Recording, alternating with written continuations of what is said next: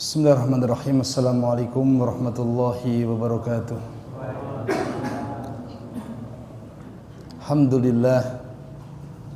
Wassalatu wassalamu ala rasulillah wa ala alihi wa sahbihi wa mawalah. Jamaah kaum muslimin wal muslimat rahimani wa rahimakumullah. Kembali kita bersyukur, kembali kita memuji kepada Allah Subhanahu wa taala. Kita kembali bersyukur karena malam hari ini kita pun kembali mendapatkan kenikmatan dari Allah Subhanahu wa taala. Termasuk kenikmatan yang sama-sama patut kita syukuri, yaitu kenikmatan berupa hidayah dan juga kemudahan. Hidayah dan juga kemudahan. Dengan sebab kedua nikmat ini kita bisa kembali beribadah, terkhusus ibadah yang berupa thalabul ilmi. Bapak Ibu, kita ngaji ini disebabkan karena kita mendapatkan dua nikmat. Satu, mendapatkan nikmat hidayah, yang kedua mendapatkan nikmat yang berupa kemudahan. Tanpa hidayah, tanpa kemudahan, kita mustahil mampu mengerjakan suatu kebaikan. Maka siapa yang saat ini dimudahkan Allah Subhanahu wa taala bisa menjaga ketaatannya, bisa menjaga ibadahnya kepada Allah, maka bersyukurlah. Terus kita berharap, terus kita memohon kepada Allah Subhanahu wa taala agar ibadah kita tidak sia-sia dan agar ibadah kita betul-betul berpahala di sisi Allah Subhanahu wa taala. Amin ya mujibas sa'irin. Jamaah kaum muslimin rahimani wa rahimakumullah. Malam hari ini kita lanjut belajar kita masih pembahasan kitab Riyadhus Shalihin. Dan malam hari ini kita akan membaca bab yang baru. Kalau bab yang terakhir kita belajar yaitu bab menjaga ketaatan, ya, menjaga ketaatan. Adapun malam hari ini bab yang akan kita pelajari bersama-sama adalah bab al-muhafadzatu ala sunnah, bab tentang keharusan seorang muslim dan muslimah memelihara sunnah, yaitu memelihara sunnah Nabi Sallallahu Alaihi Wasallam. Jamaah kaum muslimin, sebelum masuk pada pembahasan hadis maupun ayat, sebagai bentuk muqaddimah, kenapa Bapak Ibu seorang muslim dan muslimah itu harus memelihara dan menjaga sunnah Nabi? Ya, kenapa seorang muslim dan muslimah hendaknya memelihara, hendaknya menjaga sunnah Nabi Sallallahu Alaihi Wasallam? Maka jawabannya adalah karena memelihara dan menjaga sunnah Nabi Sallallahu Alaihi Wasallam itu diantara keharusan dan kewajiban orang yang mengucapkan kalimat syahadat. Memelihara, menjaga sunnah Nabi Sallallahu Alaihi Wasallam itu termasuk bentuk keharusan, kewajiban bagi orang yang sudah mengucapkan kalimat syahadat. Bapak Ibu, ada berapa kalimat syahadat? Ada dua. Satu syahadat la ilaha illallah, yang kedua syahadat Muhammadar Rasulullah. Adapun memelihara, menjaga sunnah Nabi Sallallahu Alaihi Wasallam itu keharusan orang yang mengucapkan syahadat Rasul. Asyhadu anna Muhammadan abduhu wa rasuluh. Saya bersaksi bahwasanya Muhammad SAW adalah Rasul, utusan dan juga hambanya Allah Subhanahu wa ta'ala. Jamaah kaum muslimin, ada 4 kewajiban bagi orang yang sudah membaca syahadat Rasul. Ada 4 kewajiban, bahasa lainnya konsekuensi, bagi orang yang sudah mengucapkan asyhadu anna Muhammadar Rasulullah. Siapa yang mengucapkan kalimat syahadat Rasul namun dia tidak mengamalkan 4 perkara ini, maka kalimat syahadatnya kurang bermanfaat. Kalimat syahadatnya kurang apa? Bermanfaat. 4 yang merupakan kewajiban bagi seorang muslim dan muslimah setelah mengucapkan syahadat anna Muhammadar Rasulullah, yang pertama adalah membenarkan kabarnya. Kata para ulama, tasdiquhu fima akhbar. Harus membenarkan apa? Kabarnya. Bapak Ibu, lawannya membenarkan adalah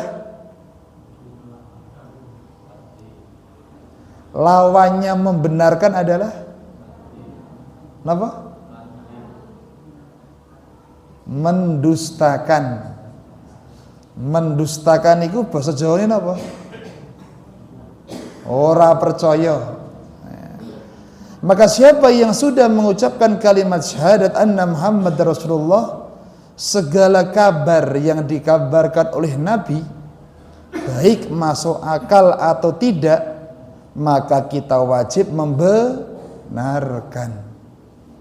Siapa yang mendustakan, tidak percaya dengan kabar Nabi SAW, maka ini menyebabkan kalimat syahadatnya cacat. Ini yang pertama. Contoh kabar Nabi yang wajib kita benarkan adalah ketika seorang minum, kemudian ngerti-ngerti plek kecigelaan apa? Laler. Cecak nama laler, Pak? Laler.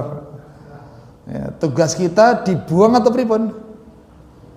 Dicelupkan dulu. Habis itu dibuang. Airnya diminum atau dibuang? Tenan boten iki.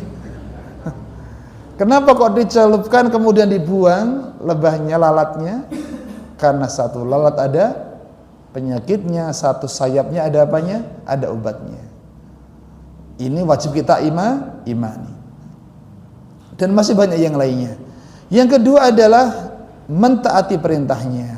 Orang yang sudah mengucapkan kalimat asyhadu anna Muhammadar Rasulullah harus mentaati perintah Rasulullah SAW. Rasul merintahkan kanan, kita kanan. Rasul merintahkan kiri, kita kiri.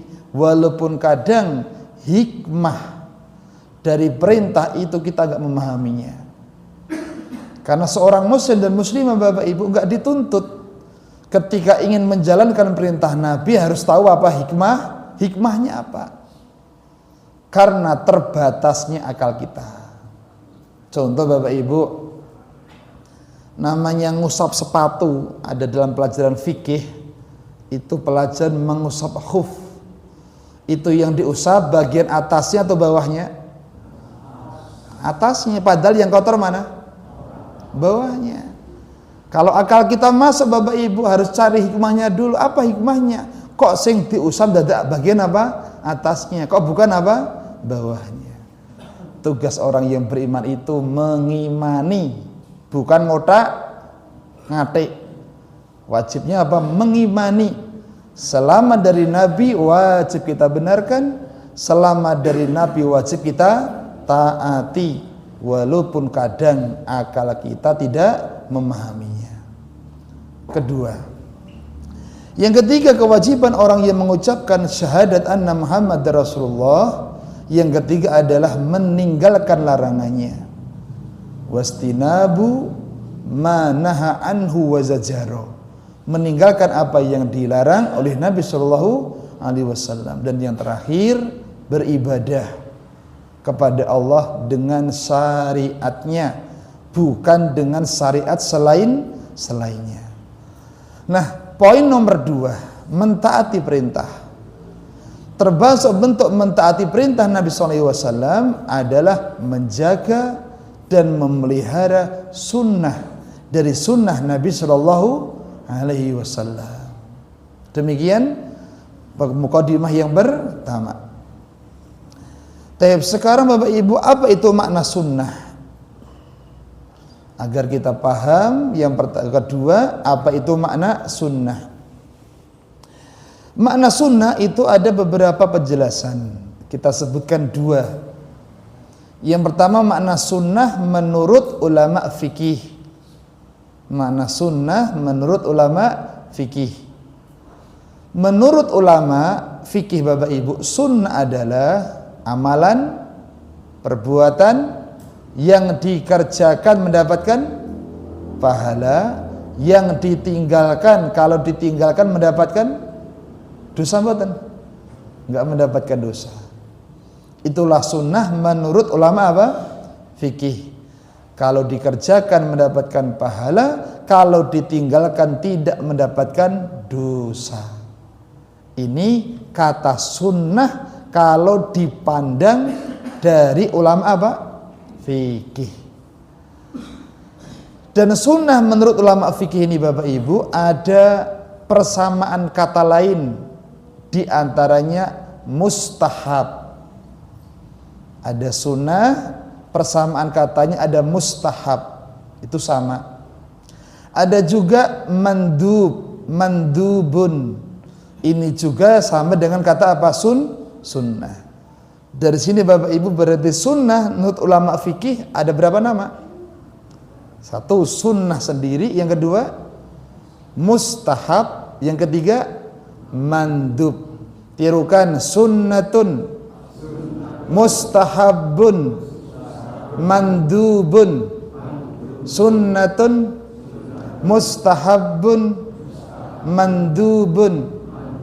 Ulangi 1, 2, 3. Kok alun-alun? Kita dulu. Baik, sekarang makna sunnah menurut ulama yang lainnya.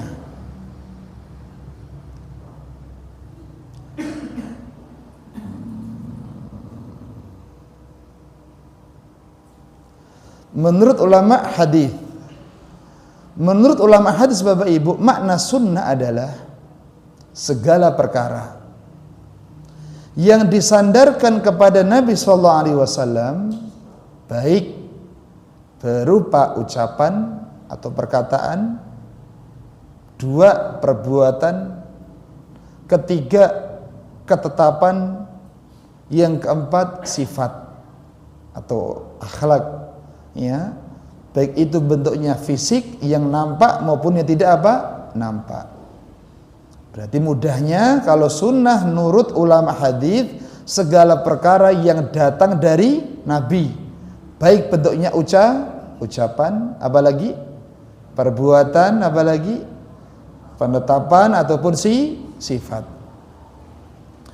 Contoh Bapak Ibu, sunnah menurut ulama hadis yang bentuknya adalah perbuatan. Apa contohnya? Nabi itu kalau dalam suatu kebaikan biasanya menggunakan bagian sebelah apa? Kanan. Contohnya masuk kamar kecil, kaki kanan atau kaki kiri? Kenapa kiri? Karena kamar mandi dianggap apa? Bukan tempat yang baik, ya. Makanya kalau di kamar mandi jangan lama. Kalau keluar pakai kaki kanan. Makan kanan atau kiri? Lah nek makan soto karo bakwan tangan? Oh, tangan. Itu pas pengajian Bapak Ibu. Kalau pas ngiras kadang lupa.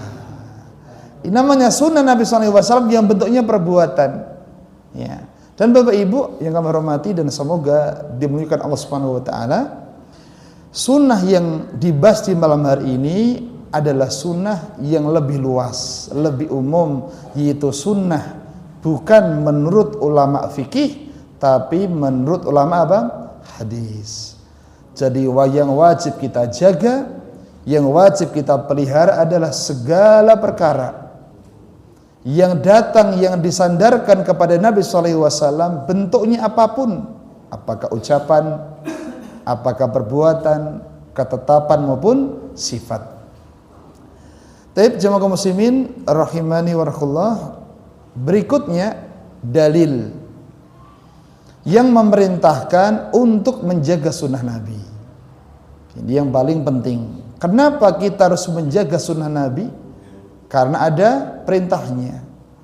Ya, bukan hanya sebatas ikut-ikutan, tapi ada perintahnya. Yang pertama, perintah untuk menjaga sunnah Nabi adalah firman Allah Ta'ala dalam surat Al-Hasr. Dalam surat Al-Hasr ayat yang ke-7. Allah Subhanahu wa taala berfirman, wa ma atakumur rasul fakhudhuh wa ma nahakum anhu fantahu wattaqullaha innallaha syadidul iqab. Kata Allah Subhanahu wa taala, wa ma, dan apapun, umum Bapak Ibu, atakum rasul, apapun yang diberikan Rasul kepadamu, atau apapun yang datang dari Rasul sallallahu alaihi wasallam, fakhuduh, terimalah, ambil. Ini lafaz sebagai dalil seorang muslim dan muslimah punya kewajiban menjaga, memelihara sunnah Nabi sallallahu alaihi wasallam. Karena Allah mengatakan apapun yang datang dari Rasul fakhuduh, maka apa? Ambillah, terimalah. Wa manahakum anhu fantahu, dan apa yang dilarangnya bagimu fantahu, maka tinggalkanlah. Berikutnya Allah mengatakan wattaqullah, bertakwalah kepada Allah.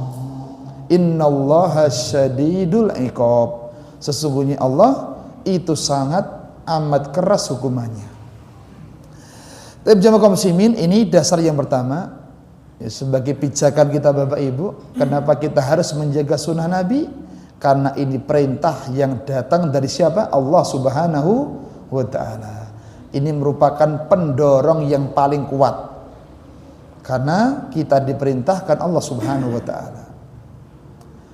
Taib, dalil yang kedua, atau sebelumnya disebutkan oleh ulama tafsir, di antaranya Syekh Abdurrahman bin Nasir Sa'di, belum mengatakan Bapak Ibu tentang tafsir ayat tadi, apa yang diberikan Rasul kepadamu terimalah, dan apa yang dilarang tinggalkanlah. Kata beliau, ini mencakup pokok-pokok agama ya, segala pokok-pokok agama, dasar-dasar agama Bapak Ibu, kalau itu betul-betul dari Rasul, kita wajib Bapak menerimanya. Bukan sebatas yang pokok, tapi kata beliau, dan juga cabang-cabangnya. Dan juga apa? Cabang-cabangnya. Ya. Baik itu perkara yang lahir maupun perkara yang batin. Selama itu datang dari Nabi SAW, maka kita pun apa? Wajib mengambilnya. Taib, jamaah kaum muslimin rahimani wa rahimakumullah, ini dasar yang pertama. Dasar yang kedua Bapak Ibu, kenapa kita harus memelihara sunnah Nabi SAW?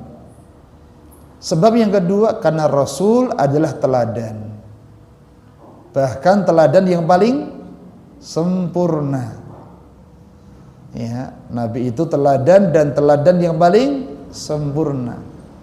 Teladan untuk siapapun dan apapun jabatannya. Nabi itu teladan bagi seorang hamba yang menjadi hamba Allah. Nabi juga teladan bagi seorang bapak yang saat ini sudah menjadi apa? Bapak. Ya. Nabi juga teladan seorang pemuda yang saat ini menjadi seorang apa? Pemuda. Demikian yang dikabarkan oleh Allah Subhanahu wa taala. Allah Subhanahu wa taala berfirman, laqad kana lakum fi Rasulillahi uswatun hasanah. Dan sungguh telah ada bagi kalian dalam diri Rasulullah SAW uswatun hasanah. Apa itu uswatun hasanah? Teladan, contoh yang baik. Lawannya uswatun hasanah adalah uswatun sayyi'ah, teladan yang jelek. Bagi siapa itu? Liman kana yarjullah, bagi orang yang mengharap Allah, bertemu dengan Allah, wal yaumal akhir, dan hari akhir, wa dzakarallaha katsira, dan dia menyebut Allah dengan banyak. Taib jamaah kaum muslimin rahimanillah. Jadi kalau seorang muslim dan muslimah itu ditanya siapa teladanmu, maka jawabannya siapa?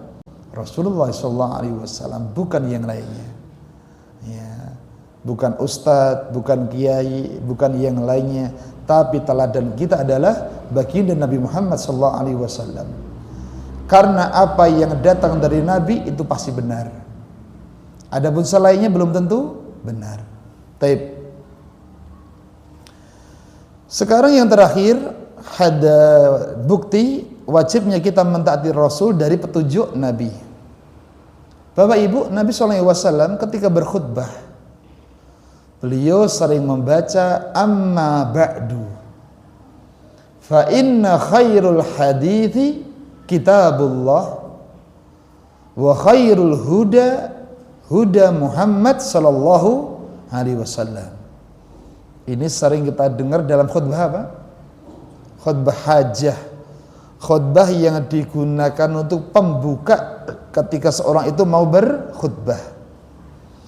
Nabi mengatakan fa inna khairul hadits, sebaik-baik perkataan adalah kitabullah, Al-Qur'an. Maka bersyukurlah Bapak Ibu siapa yang lesannya dimudahkan untuk membaca Al-Qur'an.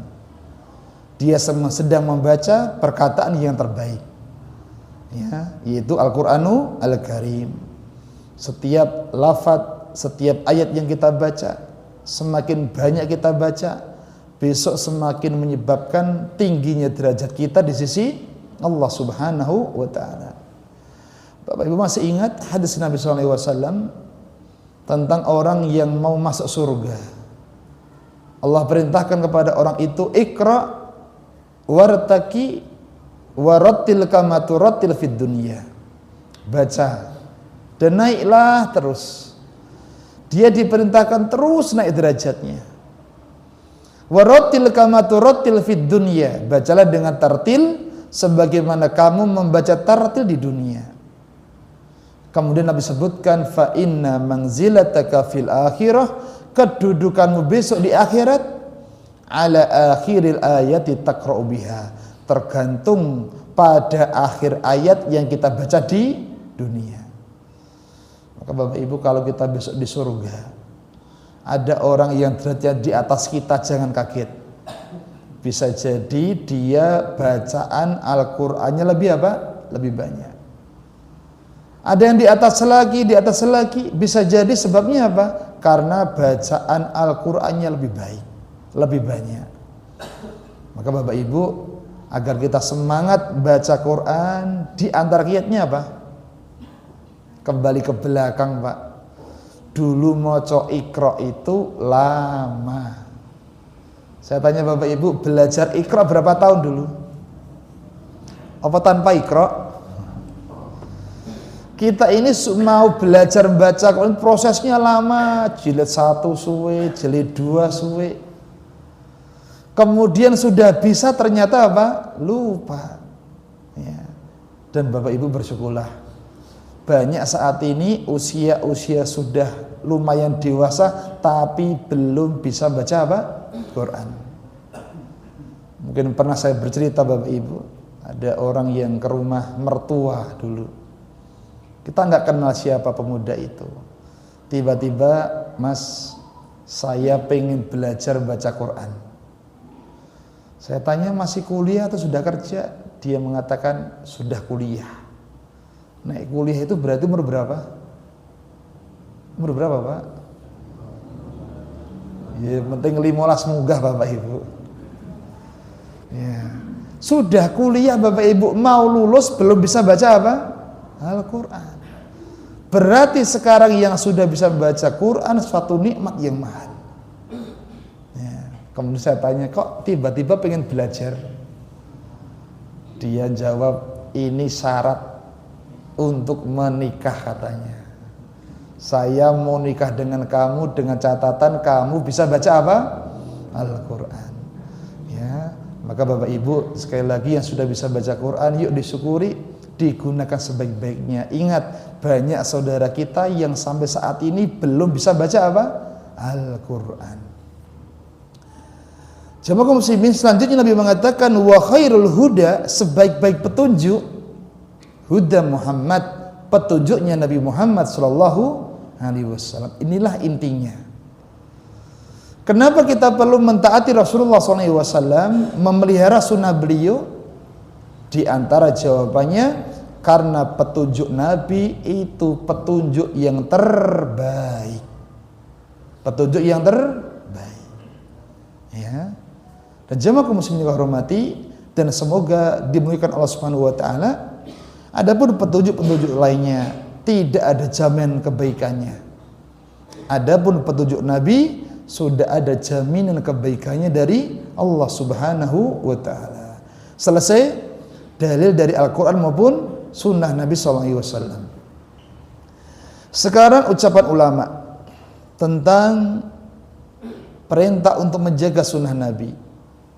Di antaranya ulama yang masyhur Imam Malik.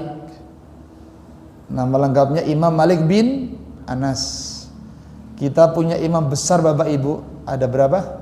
4. Satu siapa? Imam Syafi'i, ada Imam Malik, ada Imam Ahmad, ada Imam Abu Hanifah, dan imam-imam yang lainnya. Imam Malik bin Anas mengatakan, laisa min ahadin illa wa yu'khadu min qawlihi wa yutraku illa Nabi sallallahu alaihi wasallam. Imam Malik mengatakan tidak ada satu orang pun kecuali perkataannya boleh diambil, boleh ditinggalkan, kecuali Nabi sallallahu alaihi wasallam. Ini ucapan beliau. Tidak ada satu orang pun di jagat raya ini Bapak Ibu kecuali ucapannya bisa diambil, bisa ditinggalkan, kecuali ucapan siapa? Nabi sallallahu alaihi wasallam. Muncul pertanyaan Bapak Ibu, kenapa kalau ucapan selain Nabi kok bisa diambil, bisa dibuang? Apa sebabnya? Ucapan selain Nabi kok bisa diambil, bisa dibuang? Apa sebabnya?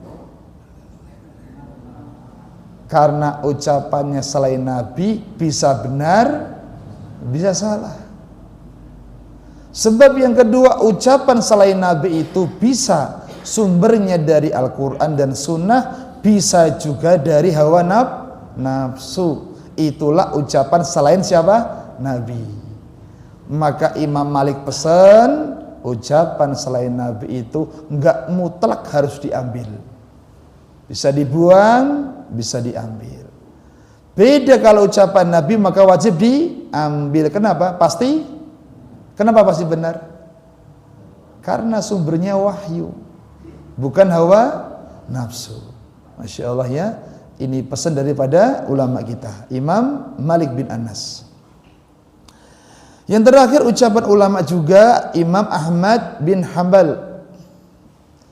Imam Ahmad bin Hanbal itu muridnya siapa? Muridnya Imam Syafi'i. Imam Syafi'i juga muridnya Imam Ahmad. Imam Ahmad punya murid Imam Syafi'i. Imam Syafi'i juga jadi muridnya siapa? Imam Ahmad. Ini pelajarannya Bapak Ibu. Seorang yang berilmu itu semakin dia berilmu semakin tawadu, tidak malu belajar kepada siapapun. Ya. Itulah orang yang berilmu. Sebagaimana teladan daripada ulama kita. Taib. Imam Ahmad mengatakan la tuqalliduni wa la tuqallidu Malikan wala Syafi'i wala al-Auza'i wala Thawri wa khud min haitsu akhadhu.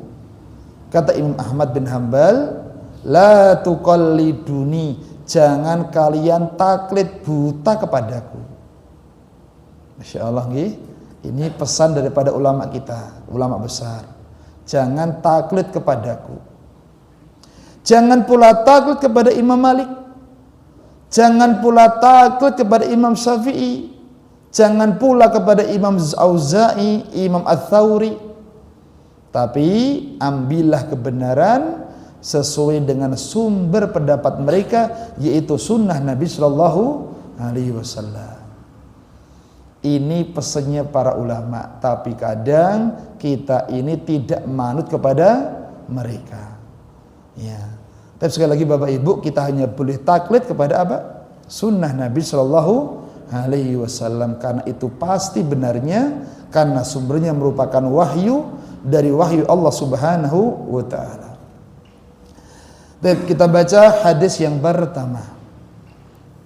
Hadis yang pertama yang kita baca di malam hari ini, hadis dari Abi Nujaih. Ini salah ketik Bapak Ibu. Abi Nujaih Irbad bin Sariyah radhiyallahu ta'ala anhu qala, dari sahabat Abu Nujaih Irbad bin Sariyah, semoga Allah meridhoinya, beliau berkata, wa aduna Rasulullah SAW mau'idah. Suatu ketika Bapak Ibu, Nabi itu memberi mau'idah, memberi nasihat. Dan nasihat itu gak sembarang nasihat. Nasihat itu membuat wajilat minhal qulub, membuat hati para sahabat itu bergetar. Dan kita kayaknya jarang dapat nasihat hati bergetar. Sering apa jarang? Jarang. Kadang Bapak Ibu. Bukan hanya itu, wadarofat minhal uyun. Nasihat Rasul membuat matanya para sahabat itu darofat, meneteskan air mata. Bahasa Jawa ini apa? Berebes. Berarti ini nasihat yang betul-betul tandes, Pak. Membuat hati bergetar, membuat mata meneteskan air mata. Fakulna, kami berkata, ya Rasulullah, wahai Rasulullah, ka'anna mau'idatu muwaddi, kayaknya ini nasihat perpisahan. Fa'usina, maka berilah kami wasiat. Qala, maka Nabi pun ketika diminta wasiat, beliau pun memberi wasiat. Usikum bittaqallah. Wasiat yang pertama adalah aku wasiatkan kepada kalian untuk bertakwa kepada Allah. Diletakkan yang pertama kali. Wasiat yang kedua, wasam'i wa ta'ah, dengar, taatlah kepada para pemimpin, walaupun pemimpin itu seorang abdun, seorang apa? Budak. Ya. Kemudian yang ketiga, man ya'is minkum, siapa yang hidup di antara kalian, fasayyara ikhtilafan katsira, akan mendapati perbedaan yang banyak. Ini penyakit Bapak Ibu. Nabi pun memberikan obatnya. Obatnya agar tidak terjadi perselisihan adalah fa'alaikum bisunnati, pegang sunnahku. Dan juga pegang sunnah para khulafa ar-rasyidin. Abu Bakar sudah melih, Umar sudah melih, Utsman kemudian Ali. Saking pentingnya masalah ini Bapak Ibu, Nabi mengatakan addu alayya bin nawajid, cokot, gigitlah sunnah Nabi dan sunnah khulafa rasyidin dengan gigi geraham. Gigi geraham niku manggone teng-tengan apa teng pinggir? Pinggir. Kenapa kok suruh nyokotnya pakai gigi pinggir Bapak Ibu? Kenapa? Gen kuat. Saking pentingnya masalah ini, berpegang dengan sunnah Nabi SAW. Tapi jamaah kaum muslimin yang hormati, kemudian Nabi mengatakan wa iyyakum, hati-hati, wa muhdatsatil umur, dari perkara-perkara yang baru. Fa inna kulla bid'atin dolalah, setiap perkara yang baru itu menyesatkan. Rawahu Abu Dawud wa Tirmidzi. Hadis ini hadis yang hasan dan juga apa? Sahih. Tapi jamaah kaum muslimin, ini hadis yang pertama. Dari hadis ini ada beberapa faedah. Di antara faedahnya yang pertama adalah sahabat Nabi SAW Bapak Ibu itu orang-orang yang sangat semangat kebaikan, sangat bersemangat meraih apa? Kebaikan. Ya, saya berikan contoh sahabat yang Bapak Ibu kenal, namanya Rabi'ah bin Ka'ab al-Aslami. Sahabat Rabi'ah ini bukan orang kaya, tapi miskin. Karena beliau tidurnya bukan di rumah, gak punya rumah. Tidurnya di mana? Emperan masjid. Dan beliau itu menjadi pembantu Nabi SAW. Tiap hari tugasnya Rabi'ah ini di depan pintu rumahnya Nabi. Jaga nih kalau Nabi minta apa. Insya Allah. Nabi tahu begitu setianya Rabi'ah membantu Nabi. Nabi pun ingin membalas kebaikan Rabi'ah. Nabi bertanya, ya Rabi'ah, sini kamu Rabi'ah. Nabi mengatakan, sal. Apa itu sal?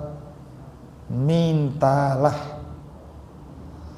Yang nyuruh minta itu siapa? Nabi. Berarti kira-kira dikasih atau tidak kalau minta? Kasih. Nek bapak ibu yang diperintah minta, kira-kira minta apa? Rabi'ah bapak ibu tidak langsung jawab. Karena sahabat Rabi'ah ketika membantu Nabi itu tulus, tidak mengharapkan bagian dunia sedikit pun. Maka Rabi'ah minta waktu beberapa hari. Setelah beberapa hari maka Rabi'ah balik sama Nabi, sini kamu, ayo minta apa? Bapak ibu, apa jawab Rabi'ah? Orang yang miskin gak punya rumah. Rabi'ah menjawab, ya Rasulullah, aku minta agar besok di akhirat kamu memberikan syafaat kepadaku agar termasuk menjadi orang yang terbebas dari neraka. Orang yang miskin, gak punya rumah bapak ibu, tapi ketika dikasih kesempatan minta Nabi, mintanya bukan dunia, tapi apa? Agar selamat dari neraka. Semangatnya para sahabat dalam mendapatkan apa? Keselamatan di akhirat. Dalam riwayat yang lainnya, Nabi juga bertanya, ya Rabi'ah, sal, ayo mintalah. Rabi'ah itu biasanya mengambilkan air wudhu Nabi untuk berwudhu. Maka Nabi mengatakan, ya Rabi'ah, sal, mintalah. Maka Rabi'ah menjawab, inni murafataka fil jannah, ya Rasulullah, aku ingin menemani kamu di surga. Kalau yang pertama tadi minta apa? Dijadikan orang yang selamat dari neraka. Kalau yang kedua, minta agar bisa nemani Nabi di surga. Inilah teladan dari para sahabat terbaik, manusia-manusia generasi terbaik bapak ibu. Harapan mereka itu surga, bukan dunia. Maka selama ada kesempatan mereka pun gunakan semaksimal mungkin untuk mendapatkan apa? Surga. Walaupun bisa mendapatkan dunia. Saya tanya bapak ibu, ketika Rabi'ah nggak punya rumah, dia minta rumah kepada Nabi, kira-kira kasih tidak? Kasih bapak ibu. Tapi Rabi'ah nggak minta itu, tapi mintanyalah surga dan selamat dari nerakanya Allah Subhanahu wa Ta'ala.